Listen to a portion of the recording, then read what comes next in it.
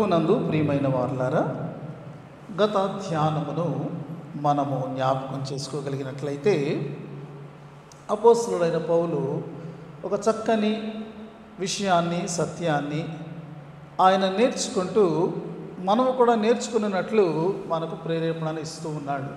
అదేమిటంటే ప్రతి సందర్భంలో, ప్రతి సమయంలో, ప్రతి పరిస్థితిలో సంతృప్తి కలిగి నేర్చుకుని ఉన్నాను అని అంటున్నాడు. అది ఎంతో గొప్ప పాఠము. మనము గత వారం ధ్యానం చేసుకున్నాం. అయితే అలా తాను నేర్చుకోవడంలో మరి తనను బలపరిచినటువంటి ప్రభువు ఉన్నాడని, ఆ మహిమంతటినీ కూడా ప్రభువునకే చెల్లించాడు. ఆ క్రెడిట్ అంతా దేవునిదే. నాకు నేనుగా పరిస్థితులను బట్టి నేను అటు ఇటు మారిపోతుంటాను, నేను బలహీనుడను. కానీ నన్ను బలపరచు ప్రభువు ఈ పరిస్థితులన్నింటిలో కూడా నేను స్థిరముగా ఉండగలిగినట్లు ఆయనే సహాయం చేస్తున్నారని కూడా దేవుని యొక్క శక్తిని గురించి మనకు తెలియజేశాడు.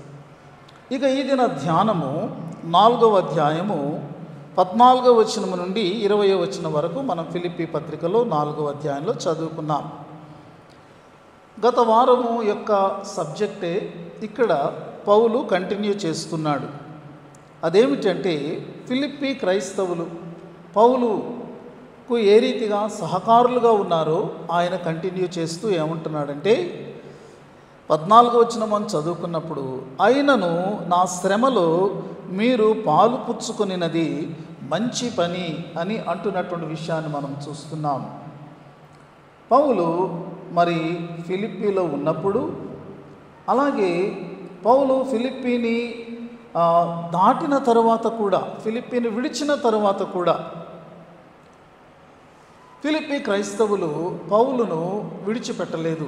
సహకారులుగా ఉండే విషయంలో వారు విడిచిపెట్టలేదు.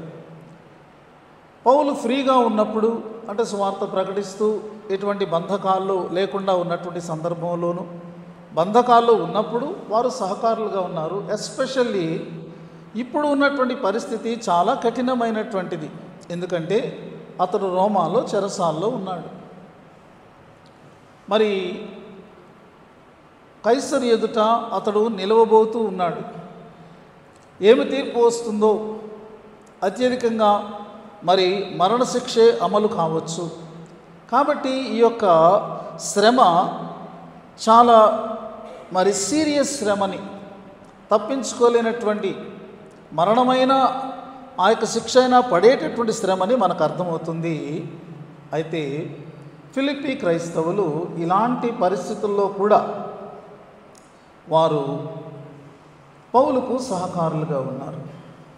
పౌలు ముందు చెప్పాడు, నన్ను బలపరచువాని నందు నేను సమస్తమును చేయగలను అని దేవుని గురించి చెప్పి, నాకు అలాంటి దేవుడు ఉన్నాడు కాబట్టి నాకు ఇంకెవరు అక్కర్లేదు, నాకేమి అక్కర్లేదు అని ఆత్మీయమైనటువంటి గర్వాన్ని కానీ అహంకారాన్ని కానీ అతడు ప్రదర్శించలేదండి. దేవుడు నాకు బలపరిచేవాడుగా ఉన్నాడు అని చెప్తూనే, ఎవరైతే తనకు సహకారులుగా ఉన్నారో, శ్రమలో ఎవరైతే తనకు సహాయం చేసేవారుగా ఉన్నారో, తనకు దగ్గరగా ఉన్నారో వారిని అతడు గుర్తించినట్లు మనము చూస్తూ ఉన్నాం. నా పట్ల మీరు చూపుతున్నటువంటి వైఖరి, శ్రద్ధ చాలా గొప్పవి, ఇది చాలా మంచి పని అని వారిని అతడు మెచ్చుకుంటున్నట్లుగా మనము గమనించగలిగినటువంటి వారంగా ఉంటున్నాం. ప్రియమైనటువంటి వారులారా, నేటి దినాలలో ఎంతోమంది దేవుని యొక్క బిడ్డలు ప్రపంచ దేశాలలో వారు చాలా కఠినమైన పరిస్థితులు ఎదుర్కొంటున్నారు. ఆఫ్రికా ఖండంలోని కొన్ని దేశాలలో క్రైస్తవులు ఇళ్లలోనికే ప్రవేశించి వారిని హతమారుస్తున్నారు అనేటటువంటి వార్తలు వినబడుతూ ఉన్నాయి. క్రీస్తు రాక సమీపముగా ఉన్నటువంటి ఈ దినములో క్రీస్తు మీద ద్వేషము అధికమవుతూ ఉన్నది. దుష్టుడు తన యొక్క పనిని చాలా అధికం చేశాడు. కాబట్టి క్రైస్తవులు తాము క్రైస్తవులుగా జీవించేటటువంటి ఆధిక్యతను కూడా కోల్పోతున్నటువంటి పరిస్థితులు మనం చూస్తూ ఉన్నాం. వారి ఆస్తికి నష్టం, వారి కుటుంబాలు చెదిరిపోతున్నాయి, ప్రాణాలు పోతున్నాయి, దేవుని యొక్క సువార్తకు ఆటంకం కలుగుతూ ఉన్నది. ఇలాంటి పరిస్థితులన్నీ ఉన్నాయి. దేవుని కృప వలన మనము స్వేచ్ఛను కలిగి, సమాధానం కలిగి దేవుని ఆలయంలోనికి వచ్చి మనం ఆరాధించుకోగలుగుతూ ఉన్నాం. దీని విలువను మనం ఎరిగిన వారమై దేవునికి వందనాలు చెల్లిస్తూ, అదే సమయంలో ఫిలిప్పీ క్రైస్తవులు శ్రమలో ఉన్నటువంటి పౌలుకు ఏ రీతిగా వారు సహకరించారో మనం జ్ఞాపకం చేసుకొని, ఎవరైతే ఇలాంటి శ్రమల గుండా వెళ్తున్నారో మనకు వార్తలు వినబడుతున్నప్పుడు వారికి మనం ఎలా సహాయం చేయగలం, వారి కొరకు మనం తప్పకుండా దేవుని సన్నిధిలో ప్రార్థన చేయాలి. ఆ శ్రమను వారు తట్టుకొని నిలబడగలగాలి అంటే ఎంత దేవుని శక్తి ఉండాలి. వారు ఆ యొక్క యుద్ధ రంగంలో ఉన్నారు, చుట్టబడినటువంటి వారుగా, శత్రువుల చేత చుట్టబడినటువంటి వారుగా వాళ్ళు ఉంటూ ఉన్నారు. ఇలాంటి పరిస్థితుల్లో మరి నిరాశకు గురై వారు విశ్వాసాన్ని కోల్పోతే, కాబట్టి మరి వారు నిలదొక్కుకోవాలి, నిలబడాలి, విశ్వాసంలో స్థిరులుగా ఉండాలి. దేవుడు వారికి ఆ విధమైనటువంటి పరిశుద్ధాత్మ శక్తిని అనుగ్రహించాలి. దాని కొరకై మనము ప్రార్థన చేయాలి. ప్రార్థనతో పాటు ఇంకా ఏ రీతిగా మనము వారిని ఆదరించగలం? ఇదిగో మేము ఇక్కడ మీ కొరకున్నాము, మేము మీ వెనుక మీ కొరకై మేము చేస్తున్నటువంటి ప్రార్థనలు ఉన్నవి, ప్రయత్నములు ఉన్నవి అని మనం వారికి ఏ రీతిగా తెలియచేయగలం? మనం ఆలోచించాలి. ఆ దిక్కుగా మనము కూడా ప్రయాసపడవలసినటువంటి వారముగా మనం ఉంటూ ఉన్నాం. పౌలు ఫిలిప్పీలకు మరి వారితో మాట్లాడుతూ ఈ యొక్క ఉత్తరము ద్వారా ఇంకా ఆయన ఏమి చెప్తున్నాడో చూడండి. 15వ వచనాన్ని మనం చదివితే, ఫిలిప్పీలారా, సువార్తను నేను బోధింప ఆరంభించి మాసిదోనియాల నుండి వచ్చినప్పుడు ఇచ్చు విషయంలోనూ పుచ్చుకున్న విషయంలోనూ తప్ప మీరు తప్ప మరి ఏ సంఘపు వారు నాతో కూడా పాలివారు కాలేదని మీకే తెలియను. ఎలయనగా తెస్సలోనికలో కూడా మీరు మాటి మాటికి నా అవసరములు తీర్చుటకు సహాయము చేసింది. పౌలు మర్చిపోలేదు. ఫిలిప్పీలో సంఘము ప్రారంభించిన దినము నుండి ఈ రోమాలో ఈ చెరసాలకు వచ్చే వరకు ఈ మధ్యకాలం అంతటిలో జరిగినటువంటి తన యొక్క సువార్త ప్రయాణంలో ఫిలిప్పీ సంఘస్థులు ఏ రీతిగా తనతో ఉన్నారనే విషయాల్ని పౌలు మర్చిపోలేదండి. ఆయన గుర్తుపెట్టుకున్నాడు. పౌలు గుర్తుపెట్టుకునే అంత, అతనిలో చెరగని ముద్ర వేసే అంత సహకారాన్ని ఫిలిప్పీలు అందించినట్లు మనం చూస్తున్నాం. పౌలు అనేక సంఘాలలో పనిచేశాడు, కానీ ఫిలిప్పీ సంఘాన్ని ఈ విషయంలో అతడు మరి జ్ఞాపకం చేసుకున్నట్టుగా మరి ఏ సంఘం విషయంలో కూడా అతడు జ్ఞాపకం చేసుకోలేదు.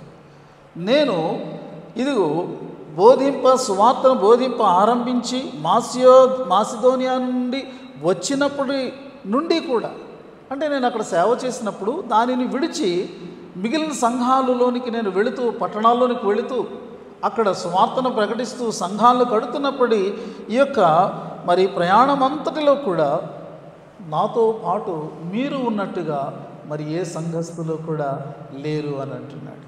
ఎంత గొప్ప సాక్ష్యం! పౌలు ఫిలిప్పీ సంఘస్థుల యొక్క దృష్టిలో ఒక ప్రత్యేకమైన స్థానాన్ని సంపాదించుకున్నాడు. నీకు సువార్తను చెప్పి నిన్ను దేవునిలోనికి నడిపించినటువంటి వ్యక్తి ఎవరైనా అయి ఉండొచ్చు.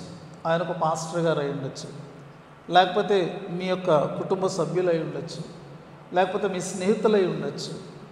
ఎవరైనప్పటికీ కూడా ప్రియమైన వారులారా, వారిని మనం జ్ఞాపకం చేసుకుంటూ ఉండాలి.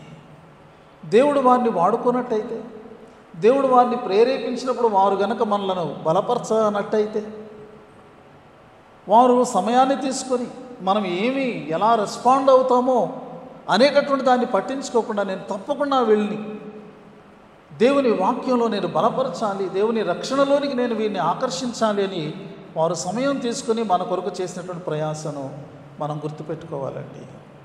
వారిని బట్టి మనం దేవునికి వందనాలు చెల్లించాలి. చాలాసార్లు వారు మన తల్లిదండ్రులై ఉంటారు, మన సహోదరులై ఉంటారు.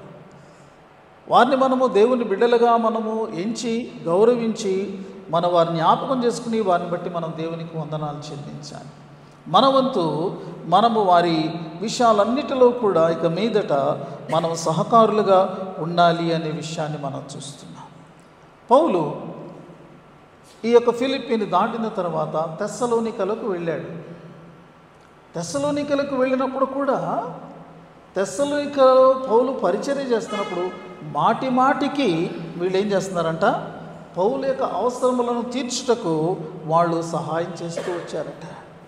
అంటే పౌలుకి ఏమి నీడ్స్ ఉంటాయి, ఈ నీడ్స్ మనం ఎలా తీర్చాలి? దశలోకి వెళ్ళాడు కదా, వాళ్ళు చూసుకుంటారులే, వాళ్ళు కూడా దేవుడిని నమ్ముకున్నారు కదా, ఇక ఆ బాధ్యతను వాళ్ళు తీసుకుంటారులే అని చెప్పి ఫిలిప్పీ విశ్వాసులు పౌలును విడువలేదండి. అది వారి యొక్క బాధ్యత, అది వారి యొక్క హృదయపూర్వకంగా వచ్చినటువంటి బాధ్యత, వాళ్ళు తీసుకున్నటువంటి బాధ్యత. పౌలు మీరు నాకు ఇలా సహాయం చేస్తామన్నా నేను ఎక్కడికి వెళ్ళినా సరే అని ఏమాత్రము వారి మీద ఆంక్ష పెట్టలేదు, ఈనాడు అలా చెప్పలేదు. They themselves have taken the responsibility. ఈ దైవజనునికి మనము సహకారులుగా ఉండాలి అని ఒక తీర్మానము చేసుకున్నట్టుగా సంఘమంతా ఐక్యమై వారు తెస్సలోనికలో ఉన్న పౌలు యొక్క అవసరతలు ఎప్పటికప్పుడు తెలుసుకుంటూ అతనికి సహాయం చేస్తున్నారట.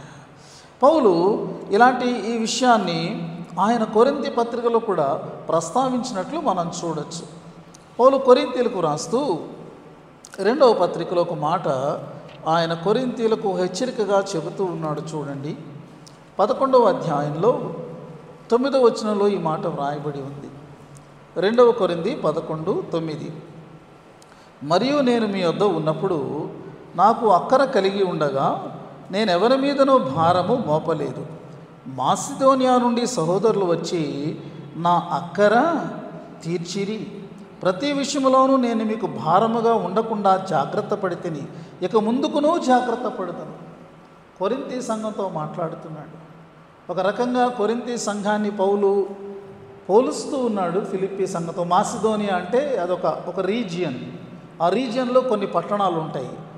ఆ పట్టణాల్లో ఒక ముఖ్యమైనటువంటి పట్టణం ఫిలిప్పీ. కాబట్టి ఫిలిప్పీని ఉద్దేశించి అతను మాట్లాడుతున్నాడు. మాసిదోనియా వారు వచ్చి నా అక్కరను, అక్కడ నుండి సహోదరులు వచ్చి నా అక్కరను తీర్చారు. మరి కొరింథీ సంఘం ఏం చేస్తుంది కదండి? తమ మధ్యలోనికి వచ్చి జీవముగల దేవుణ్ణి తమకు పరిచయం చేసి ప్రయాసపడి, మరి ఫిలిప్పీలో ఉన్న కాలం కంటే ఎక్కువ కాలం కొరింథీలో పౌలు ఉండగా పౌలుకు వారు ఇవ్వవలసినటువంటి ఈ యొక్క సేవలు అతనికి పూర్తి సపోర్ట్ ఇచ్చారా? ఒక ప్రశ్నార్థకంగా అది ఉంటే పౌలు ఏమంటున్నాడంటే, నేను ఎప్పుడు కూడా మిమ్మల్ని నేనేం అడగలేదు, నాకు ఇది అవసరత, నేను సేవ చేస్తున్నాను కాబట్టి నాకు ఈ ఫెసిలిటీస్ ఉండాలని చెప్పి నేను మీ మీద భారము మోపలేదు. అయితే మాసిదోనియా నుండి సహోదరులు వచ్చి వారు నా అక్కరను తీర్చారు అంటున్నాడు. తెస్సలోనిక అయిపోయింది, కొరింథు వరకు కూడా ఫిలిప్పీ పట్టణస్థులు పౌలు వెన్నంటి ఉన్నట్టుగా మనము చూస్తున్నాం.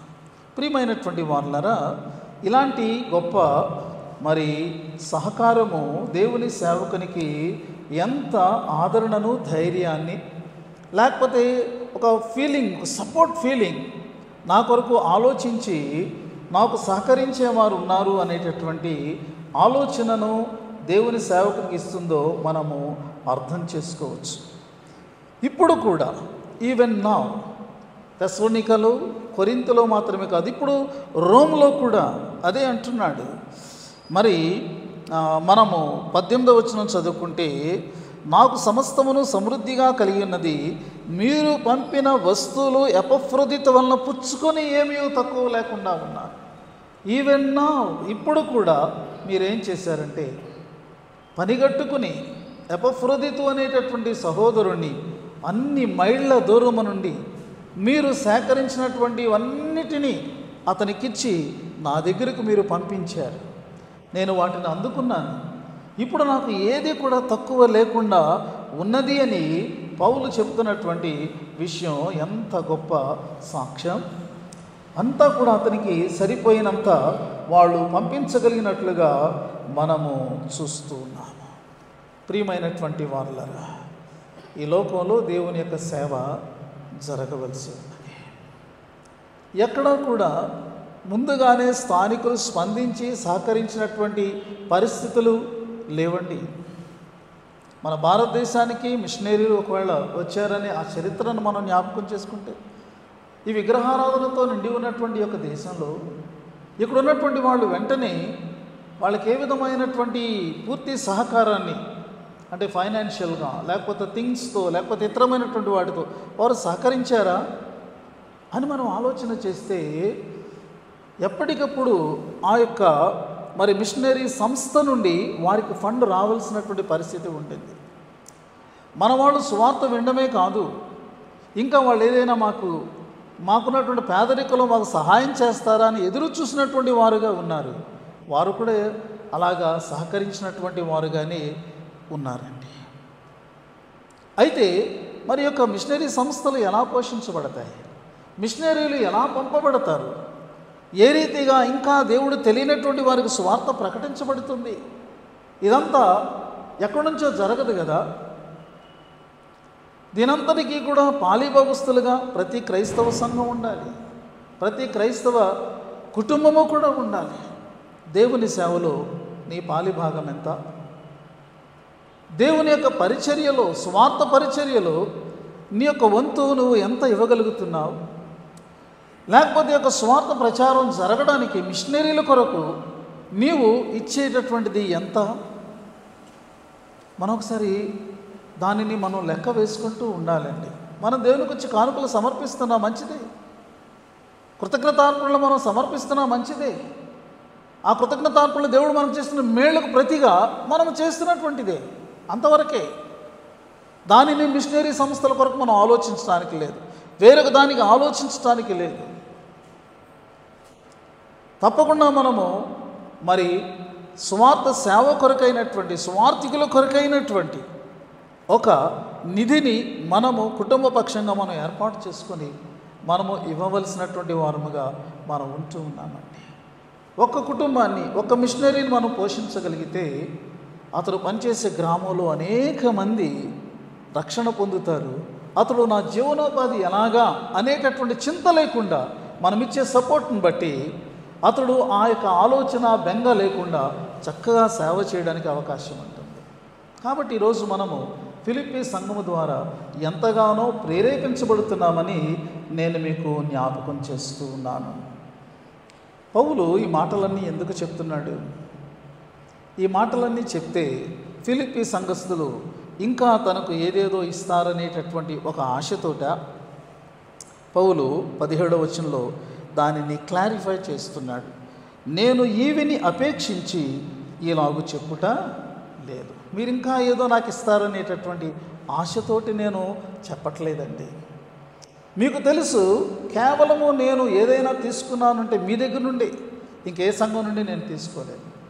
ఎందుకంటే మీరు ఇచ్చు విషయంలోనూ పుచ్చుకున్న విషయంలోనూ కూడా మీరు నాతో పాలివారైనారు. పౌలు ఇచ్చింది వాళ్ళు తీసుకున్నారంట. అంటే పౌలు ఇచ్చినటువంటి దేవుని వాక్యాన్ని, దేవుని సువార్తను, దేవుని ఆదేశాలను ఎప్పటికప్పుడు వాళ్ళు సంతోషంతో రిసీవ్ చేసుకున్నారు. అలాగే వారు పౌలుకు హెల్ప్ చేశారు. కాబట్టి పౌలు ఏదో ఇంకా వారి దగ్గర నుంచి ఎక్కువ ఆశించి ఇలాంటి మాటలు, తీయని మాటలు అతడు చెప్పటం లేదట. మరి ఎందుకు చెప్తున్నాడు? ఎందుకు వీటన్నింటినీ ప్రస్తావించాడు అంటే, మీ లెక్కకు విస్తార ఫలము రావాలనని అపేక్షించి నేను చెప్తున్నాను. ఇది నా కొరకు కాదు, మీరు చేసినటువంటి దానికి ప్రతిగా దేవుడు మీకు విస్తారంగా ఆయన ప్రతిఫలం ఇవ్వాలని నేను కోరుకుంటున్నాను.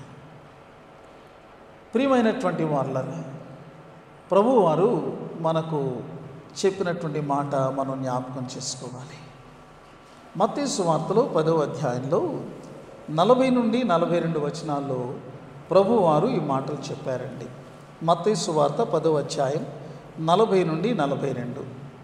మిమ్మును చేర్చుకున్నవాడు నన్ను చేర్చుకొనును, నన్ను చేర్చుకున్నవాడు నన్ను పంపిన వాని చేర్చుకొనును. ప్రవక్త అని ప్రవక్తను చేర్చుకున్నవాడు ప్రవక్త ఫలము పొందును. నీతిమంతుడని నీతిమంతుని చేర్చుకునేవాడు నీతిమంతుని ఫలము పొందును. మరియు శిష్యుడని ఎవడు ఇచ్చిన వానిలో ఒకరికి గిన్నెడు చన్నీళ్లు మాత్రము త్రాగనిచ్చును, వాడు తన ఫలము పోగొట్టుకొనడని నిశ్చయముగా మీతో చెప్పుచున్నాను. ఫలముంది. పౌలు అపేక్షిస్తుంది ఏంటంటే జస్ట్ ఫలము కాదు. ఫిలిప్పీ సంఘస్థులారా, మీరు చేసింది ఎంత అధికమైనటువంటిది, మీ లెక్కకు తగినటువంటి విస్తార ఫలం రావాలి. దేవుని సేవకుణ్ణి, సువార్థికుణ్ణి, లేకపోతే ఒక మిషనరీని, లేకపోతే ఒక దైవజనుణ్ణి మనము చేర్చుకుంటున్నప్పుడు ప్రియమైనటువంటి వాళ్ళారా, మనకేదో తక్కువైపోతుంది, భారమైపోతుంది అని అనుకుంటే, సణుగుకుంటూ మనం చేస్తే ఏ విధమైన ప్రతిఫలం ఉండదని పౌలు కొరింథీ సంఘానికి వ్రాసిన లేఖలో చెప్పాడు. కానీ దైవజనుడిని మనం గుర్తించి, దేవుని ప్రవక్తాన్ని మనం గుర్తించి గౌరవించి మనం చేర్చుకున్నప్పుడు మనం ప్రభువుని చేర్చుకుంటున్నామట. ఎంత గొప్ప సంగతి! ఇదిగో ఎవరైతే అలాగున చేర్చుకుంటారో వారు నన్ను చేర్చుకుంటారు, నన్ను చేర్చుకున్నటువంటి వాడు దేవుణ్ణి చేర్చుకున్నట్టే. When a man of God is entering into your heart, entering into your house, God is entering into your house. దాన్ని మనం తెలుసుకోవాలి. నేను దొంగ బోధకుల గురించి చెప్పట్లేదండి. మీ గృహములకు కేవలము ధనాన్ని కానీ లేకపోతే ఇంకో దాన్ని ఆశించి వచ్చేటటువంటి వారి గురించి నేను చెప్పట్లేదండి. అది కాదు నేను చెప్పాను. అలా వచ్చేవారందరూ, మీ ఇంటికి వచ్చేవారందరూ కూడా దొంగోళ్ళే కాదు కదా. నిజమైన సేవకులు కూడా ఉంటారు. నిజమైనటువంటి మీ కుటుంబం దీవించబడాలని ఆశించేటటువంటి భక్తి కలిగినటువంటి దైవజనులు కూడా ఉంటారు. అటువంటి వారిని ఉద్దేశించి నేను చెప్తున్నాను. పౌలు గురించి ప్రభు వారు చెప్తున్నటువంటి మాటలు, ఒక ప్రవక్త, ఒక నీతిమంతుడు, ఒక శిష్యుడు గురించి ఆయన మాట్లాడుతున్నారు. అలాంటి వారు మీ గృహంలోనికి వస్తే దేవుడు మీ గృహంలోనికి వచ్చినట్టే, ప్రభు మీ గృహంలోనికి వచ్చినట్టే. ప్రభు మీ గృహంలోనికి వస్తే మీ గృహం పావనమైనట్టు, దీవించబడినట్టు కదా. ఒకవేళ ఆయన మీ ఇంటిలోనికి రాకపోయినా ఆ యొక్క ఉదారత, దాతృత్వపు మనస్సు మీరు వారి ఎడల కలిగి ఉన్నప్పుడు అది దేవుని ఎడల కలిగి ఉన్నట్టే కదా. దీనిని మనము ఖచ్చితంగా జ్ఞాపకం చేసుకోవలసినటువంటి వారంగా మనం ఉంటూ ఉన్నామండి. దీన్ని జ్ఞాపకం చేసుకోవాలి. ఈ రోజుల్లో మరి 10వ భాగాన్ని గురించి ఒక వాక్యం చెప్పాలన్నా కానీ లోకంలోనికి అది వెళ్ళిపోయింది. అది చాలా వికృతమైనటువంటి రీతిగా వ్యాఖ్యానించబడుతుంది. ఈ చర్చిల్లో 10వ భాగం అని చెప్పి విశ్వాసులను దోచుకుంటున్నారు అనేటటువంటి ఒక దుష్టమైనటువంటి మాట ప్రస్తుతం లోకంలో ప్రబలిపోయింది. నిజంగా అలాగే జరుగుతుంది అన్ని సంఘాల్లో. ఎక్కడైనా జరిగితే జరగచ్చు. విశ్వాసులైనటువంటి వారు దేవుని వాక్యాన్ని బట్టి దేవునికి లోబడినటువంటి వారుగా వారు ఇచ్చేది ఏదైనా ఇస్తారే తప్ప, ఏదో పాస్టర్ గారు చెప్పారు కాబట్టి అని ఎవరిస్తారండి? ఎందుకు ఇస్తారు? దేవుని వాక్య ఆధారం లేకుండా, లేఖన ఆధారం లేకుండా ఎవరు ఇవ్వగలుగుతారు? అయితే కొంతమంది మరి పూర్తి విశ్వాసం లేనటువంటి క్రైస్తవులు అలాంటి మాటలకు వాళ్ళు ప్రభావితులవుతున్నారు. అది సాతాను యొక్క స్వరం, అది దేవుని స్వరం కాదు. నీ హృదయంలో నుండి నీ ఇవ్వాలనుకునేటటువంటిది ఆపుతున్నటువంటి ఒక దుష్టమైనటువంటి బోధ, ఒకవేళ అది నీ మీద ప్రభావం చూపిస్తున్నట్టయితే ఆ బోధ దేవుడి నుండి వచ్చింది కాదని తెలుసుకోవాలి. దేవునికి నీవు లోబడట ద్వారా, సంతోషముతో ఇచ్చుట ద్వారా నీవు పొందేటటువంటి ఆశీర్వాదాన్ని కట్ చేసేటటువంటి బోధ అది. అలాంటి బోధలను మీరు నమ్మకండి. ఆలోచించండి, ప్రార్థన చేసుకోండి. మీ హృదయంలో ఒప్పుదల కలిగితే తప్పకుండా దానికి దేవునికి ఇచ్చినట్టుగా మనము ఇవ్వవలసినటువంటి వారముగా మనము ఉంటూ ఉన్నామనే విషయాన్ని నేను తెలియచేస్తూ ఉన్నాను. విస్తారమైన ఫలం, కొద్ది ఫలము కాదు. ఎందుకంటే ఫిలిప్పీలు పౌలుకు చేసింది చాలా అధికమైనటువంటిది అని మనం తెలుసుకోవాలి. ఎపఫ్రోదితు వలన వాళ్ళు పంపించారంటండి. పౌలుకి ఏం పంపించుంటారు మీరు ఆలోచించండి. పౌలు చెరసాల్లో ఉన్నాడు, పౌలు కుటుంబం లేదు, పౌలుకు ఏమి ఆశలు ఉంటాయి ఈ లోకంలో? అతడు అన్నిటినీ విడిచినటువంటి వాడుగా ఉన్నాడు కదా. పౌలు ఏమి ఒక పేద సేవకుడు ఏమి దిక్కు లేకుండా సేవకు వచ్చినవాడు కాదు కదా. పౌలు ఆయన గుడారాలను తయారు చేసేటటువంటి వాడు. గుడారాలను తయారు చేయడం అంటే ఆ కాలంలో అది చాలా రిచ్ మ్యాన్స్ బిజినెస్ అన్నమాట. అది సంపన్నమైనటువంటి వ్యాపారం. దానివల్ల వచ్చేటటువంటి లాభం చాలా అధికమైనటువంటిది. అలాంటిది నేర్పు కలిగినటువంటి మరి ఆ యొక్క పనిని అతడు కలిగి ఉన్నాడు. అయితే అతడు కేవలం డేరాలు కుట్టేవాడు మాత్రమే అని అనుకుంటున్నారు. అతడు లేఖన పండితుడండి. He was a scholar. అతడు కూర్చుని ఒక స్కూల్ ఓపెన్ చేసినట్టయితే అతడు అద్భుతంగా బోధ చేయగలడు, ధర్మశాస్త్రాన్ని బోధించగలడు, అనేక మంది శిష్యులను పొందగలడు, ఎంతో ధనాన్ని అతడు సంపాదించుకోగలిగినటువంటి వాడు. అతడు ఒక ధనవంతమైనటువంటి కుటుంబంలో నుండి వచ్చాడు, ఘనమైనటువంటి కుటుంబంలో నుండి వచ్చాడు. అతడు తనకు తానుగా ఎంతో విజ్ఞానాన్ని పొందినటువంటి వాడుగా అతడు ఉంటూ ఉన్నాడు.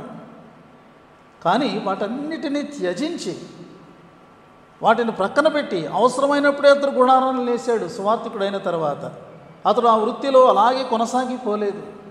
కాకపోతే ఎవరి మీద ఆధారపడకుండా అవసరమైనప్పుడు నేసి తన యొక్క జీవనోపాధి కొరకు అతడు కష్టపడ్డాడు, అంతే. ప్రియమైనటువంటి వారులారా, అయితే అన్నిటినీ త్యజించినటువంటి పౌలు జీవితంలో ఆశలేముంటాయి? కాబట్టి వీళ్ళు ఏం పంపించుంటారు? నేను అనుకుంటున్నాను కొన్ని వస్త్రాలు పంపించుంటారు, మంచి బట్టలు పంపించుంటారు. అతను రాసుకోవడానికి నాడు ఉన్నటువంటి మరి పుస్తకాలు, అంటే ఒకవేళ ఏదైనా చర్మపు చుట్టలు కానీ లేకపోతే పేపరస్, ఆ యొక్క మరి ఆ పేపర్ కానీ రాసుకోవడానికి ఇంకు కానీ వాళ్ళు పంపించుంటారు. చెరసాల్లో అలాగే ఉండిపోయాడు కాబట్టి అతని శరీరం బలహీనమై ఉండొచ్చు, గాయాలై ఉండొచ్చు. కాబట్టి దానికి అవసరమైన ఔషధాలు వాళ్ళు పంపించి ఉండవచ్చు. లేకపోతే ఇంకా ఏదైనా అతనికి అవసరమైనది ఉంటుందేమో అని వారు కొంత ధనాన్ని సేకరించి వారు పంపించి ఉండవచ్చు. ఫిలిప్పీ సంఘస్థులు పౌలుకి ఇవ్వడం ఒక భాగ్యంగా ఎంచుకొని, నేను అనుకుంటున్నాను పోటీపడి వాళ్ళు అందరూ కూడా వీటన్నిటిని కూడా సిద్ధపరిచి ఉంటారని నేను ఖచ్చితంగా ఊహిస్తున్నాను. గొప్ప వస్తువులేం కాదు, రేర్ థింగ్స్ ఏమీ కాదు, చాలా సామాన్యమైనటువంటివే వాళ్ళు పంపించి ఉంటారని నేను అనుకుంటూ ఉన్నాను. అయితే గమనించండి, పౌలు ఏమంటున్నాడో చూడండి. 18వ వచనంలో 2వ భాగంలో ఏమంటున్నాడంటే, అవి మనోహరమైన సువాసనయు దేవునికి ప్రీతికరమును ఇష్టమునైన యాగమునై ఉన్నవి. అబ్బా, ఎంత గొప్ప పోలికను ఇక్కడ పౌలు పోల్చాడో చూసారా? ఏదో మీరు ఇచ్చారు, నేను తీసుకున్న అవసరం తీరింది, నిజంగా మీరు ఎంత మంచోళ్ళు, అది కాదు, అది కాదు. అవి దేవుని దృష్టిలోనికి వెళ్ళినప్పుడు ఎలా ఉన్నాయి? దేవుడు దానిని చూచినప్పుడు అవి దేవునికి ఎలా కనబడ్డాయి? దేవుడు పరలోకంలో నుండి చూస్తూ ఈ ఫిలిప్పీ సంఘస్థులు పౌలుకి ఇచ్చారు, they are very good people, yes వాళ్ళు మంచి పని చేశారు, వాళ్ళు మంచి సంఘం అని దేవుడు అలా అనుకుని పైపైన వదిలిపెట్టేశాడా? లేదండి, పౌలుకి ఇచ్చినటువంటివి దేవుడు రిసీవ్ చేసుకున్నాడు. దేవుడు రిసీవ్ చేసుకున్నప్పుడు, దేవుడు వాటిని అంగీకరించినప్పుడు ఆయన దృష్టికి అవి ఎలా ఉన్నాయి అంటే మనోహరమైన సువాసనగా ఉన్నట్టు. మనోహరమైన సువాసన లేకపోతే ప్రీతికరమైన సువాసన అనే మాటలు పాత నిబంధనలో ఎప్పుడు వాడబడ్డాయో తెలుసండి? వారు దేవునికి అర్పణ చెల్లించినప్పుడు. నోవహు ఓడలో నుండి బయటకు వచ్చాడు, జలప్రళయం ముగిసింది, అనేక దినాలు మరి జలములు అలాగా ఉన్నాయి. నెమ్మదిగా తగ్గిన తర్వాత నోవహు ఓడ తలుపు తెరచి అతని కుటుంబం బయటకు వచ్చిన తర్వాత మొట్టమొదట అతడు చేసిన పని ఏంటంటే, అతడు బలిపీఠాన్ని కట్టి పవిత్రమైనటువంటి వాటిలో నుండి కొన్నిటిని తీసి ఆ బలిపీఠం మీద దేవునికి దహన బలిగా అర్పించాడు. దహన బలి అంటే సంపూర్ణంగా ఆ జంతువుని కానీ పక్షిని కానీ దహించటం అన్నమాట. అది దేనికి సూచనగా ఉంది అంటే, నేను సంపూర్ణంగా దేవునికి సమర్పించుకుంటున్నాను అనేటటువంటి దానిని ఎక్స్ప్రెస్ చేసేటటువంటిది ఈ యొక్క బర్న్డ్ సాక్రిఫైస్ అని అంటారు. నోవహు ఎందుకు అలా చేశాడు? అతని హృదయం దేవుని పట్ల ఎంతో కృతజ్ఞతతో నిండి ఉంది. ప్రభువా, జలప్రళయం వచ్చింది, ఈ యొక్క భూమి మీద నా కుటుంబం తప్ప ఒక్క నరుడు కూడా బ్రతకలేదు, నీవు నన్ను నా కుటుంబాన్ని బ్రతికించావు. నేను ఈ యొక్క జీవితాన్ని ఇంకా నేను దేని కొరకు నేను జీవించాలి? నా జీవితం అంతా నీదే ప్రభువా, నేను దీనికి నేను నీకు సమర్పించుకుంటున్నాను, నీవు తప్ప నాకెవరు లేరు అనేటటువంటి ఎన్నో భావాలు మనం చెప్పుకోవచ్చు నోవహు చేసినటువంటి బలి అర్పణలు. ప్రియమైన వారులారా, మొట్టమొదటి బైబిల్లో వ్రాయబడి ఉన్నది, దేవుడు దానిని చూచి ఆయన ప్రీతిగల సువాసనగా దానిని ఆఘ్రాణించాడంట. అంటే బలిపీఠం మీద పెట్టినటువంటి ఆ పశువు నుండి వచ్చినటువంటి ఆ వాసన కాదు, అతని హృదయంలో నుండి దేవుని పట్ల వెళ్ళినటువంటి ఆ యొక్క కృతజ్ఞతాభావం, ఆ గ్రహింపు, ఆ యొక్క దేవుని గొప్పతనాన్ని అతడు గుర్తించినట్టు గుర్తింపు, ఇవన్నీ కూడా దేవునికి ఎంత ఇంపుగా ఉన్నాయంటే ఒక మంచి సువాసన వచ్చినప్పుడు మనం ఎంత తాజాగా ఫీల్ అవుతాము, ఎంత హ్యాపీగా ఫీల్ అవుతాము. ఖచ్చితంగా అరే భలే చక్కని సువాసన వస్తుంది అని మనం అంటాము. అలా ఉండింది అన్నమాట. ఆ మాటను పౌలు ఇక్కడ వాడాడు. ఫిలిప్పీలు దేవునికి ఇచ్చారా, పౌలుకి ఇచ్చారా? పౌలుకి ఇచ్చారు. కానీ అది ఎవరు అంగీకరించారు? దేవుడు అంగీకరించాడు. దేవుని సేవకునికి హృదయపూర్వకంగా నీవు ఇచ్చినప్పుడు, విశ్వాసి దేవుని సేవకునిగా నేను తెలియచేస్తున్నాను, దానిని ఆ సేవకుడు అంగీకరించవచ్చు. కొన్ని దినాల్లో నీవు ఇచ్చింది, నేను ఇచ్చింది తరిగిపోవచ్చు, కానీ అది దేవుని సన్నిధానానికి వెళ్ళింది, మనోహరమైన సువాసనగా వెళ్ళింది. ఎంత అద్భుతం! నీ యొక్క అర్పణ దేవునిని ప్రభావితం చేసింది, దేవునిని ఆకర్షించింది, దేవునిని ఆకట్టుకుంది. దేవుడు దానిని ఆయన లోనికి ఆయన ఆగ్రాణించాడు. ఇక రెండవది మాట్లాడుతూ అంటున్నాడు, ప్రీతికరమును ఇష్టమైనటువంటి యాగము. చూసారా? సేమ్ ఆ యొక్క బలి ఆయన ఇష్టపడినటువంటిదట, ఆయనకు ఎంతో మరి ఆయన కోరుకున్నటువంటి ఒక యాగములాగా ఉన్నది. కొన్నిసార్లు ఆ ఇచ్చేటటువంటిది గ్రేట్ సాక్రిఫైస్లోంచి మనం ఇవ్వకపోవచ్చు. సంఘమంతా కలిసింది కదా, వాళ్ళు ఇవ్వగలిగినంత ఇచ్చి ఉండొచ్చు. కానీ దేవునికి అదొక యాగంలాగా, ఒక బలిలాగా అనిపించింది. కాబట్టి మనం హృదయపూర్వకంగా మనము దేవుని పని కొరకు, దేవుని సేవకుల కొరకు మనం ఇచ్చినప్పుడు అది దేవుని ప్రభావితం చేస్తుందని, దేవుడు దానిని చూచి అంగీకరిస్తున్నాడని మనము గ్రహించవలసిన వారముగా మనం ఉంటూ ఉన్నాము. ప్రియమైనటువంటి వారు, దాని కొరకై మనం ఇవ్వాలి. నేను ఎంత ఇచ్చాను, నా పేరు పక్కన ఎంత వచ్చింది అనేది అసలు మనం చూడొద్దండి. అలాగైతే దేవుని దగ్గరికి వెళ్ళదు. అది కేవలం మనుషుల దృష్టిలో మనకు గుర్తింపు కోసమైనటువంటిది అనమాట.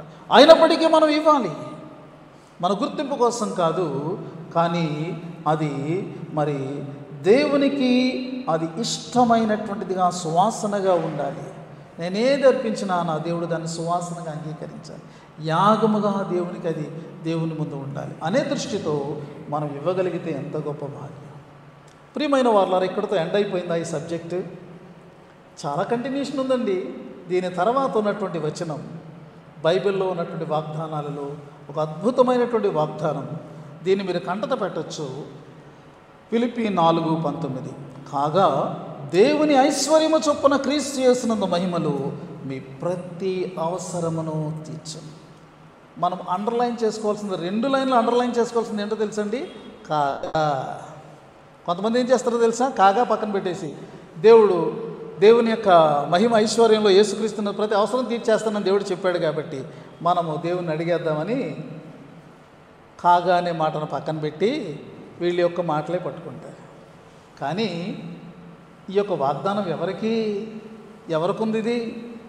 ఏమండి, ఎవరైతే ఫిలిప్పీ సంఘంలాగా దేవుని అంగీకరించేటటువంటి సువాసనగా, ప్రీతికరమైన యాగముగా ఉండే రీతిగా అర్పించేటటువంటి ఆ మనసు కలిగి ఉంటారో, అలా అర్పణ చేశారో వారికి.